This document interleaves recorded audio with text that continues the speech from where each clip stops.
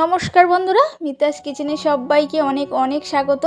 তো জন্মাষ্টমী উপলক্ষে আজকে নারকেলের লাড্ডু রেসিপি আপনাদের সাথে শেয়ার করব।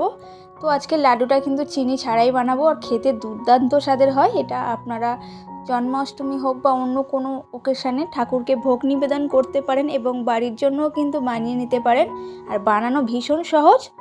তো নারকেলের লাড্ডু বানানোর জন্য এখানে কিছুটা পরিমাণ নারকেলকে আমি গুড় দিয়ে ভালো করে জাল করে একটু কালারটা লাল করে নেব। আর যে পাত্রে আমি গুড়টা রেখেছিলাম তাতে করে সামান্য জল ধুয়ে দিয়ে দিচ্ছি।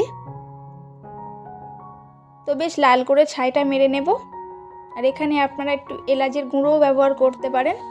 আর এখানে নিয়ে নিচ্ছি 2 প্যাকেট মতো নারকেলের গুঁড়ো, যেটা ইজিলি কিন্তু মার্কেটে কিনতে পাওয়া যায়। দিয়ে দিলাম 50 থেকে 60 গ্রাম মতো গুঁড়ো দুধ দিয়ে ভালো করে মাখিয়ে নেব।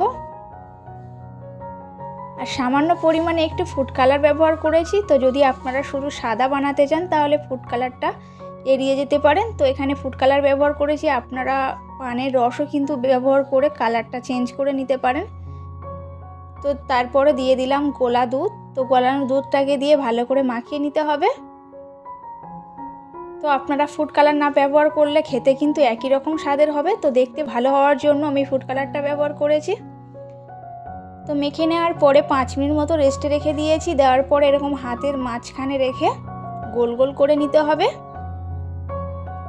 আর যে পুরটা আগে বানিয়ে রেখেছিলাম গুড় দিয়ে, সেটাকে মাঝখান বরাবর রেখে উপর থেকে আরও একটু নারকেলের লাড্ডুর যে পুর বানিয়ে রেখেছি সেটা উপর থেকে দিয়ে মাঝখানে ভালো করে ঢাকা দিয়ে দিতে হবে। আর হাতের মাঝখানে রেখে একদম যে লাড্ডু আকার সেরকম করে বানিয়ে নেব।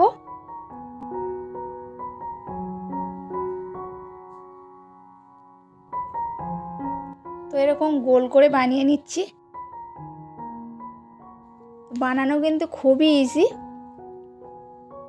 তো একই রকম করে সব লাড্ডুগুলোকে বানিয়ে নেব। আর বানানো খুবই সহজ, আপনাদের দেখিয়ে দিয়েছি, আরও একটা দেখিয়ে দিচ্ছি কেমন করে বানাতে হবে। তো বানানো সব কটাই হয়ে গেছে। এবার কিছুটা শুকনো নারকেলের গুঁড়ো নিয়েছি। নেওয়ার পরে এরকমভাবে এক একটা করে নাড়ু একটু গড়িয়ে নিলেই কিন্তু সুন্দর করে উপরে কোটিংটা ভালো হয়ে যাবে। আর এখানে কিছুটা নারকেলের পুর যেটা গুড় দিয়ে বানিয়েছিলাম, বেশি হওয়ার কারণে দুটো এমনি প্লেন নাড়ু করে নিয়েছি। তো দেখতেই পেলেন কত সহজেই কিন্তু আজকের নাড়ু রেসিপি আপনাদের দেখিয়ে দিলাম। আর আপনাদের হাতে 10 মিনিট সময় থাকলেই কিন্তু আপনারা খুবই সহজে বানিয়ে নিতে পারেন। আর যার স্বাদ অসাধারণ হয়, আপনারা অবশ্যই করে একবার বানিয়ে দেখতে পারেন। আর কমেন্ট বক্সে অবশ্যই করে জানাবেন যে আজকের রেসিপিটি আপনাদের কেমন লেগেছে।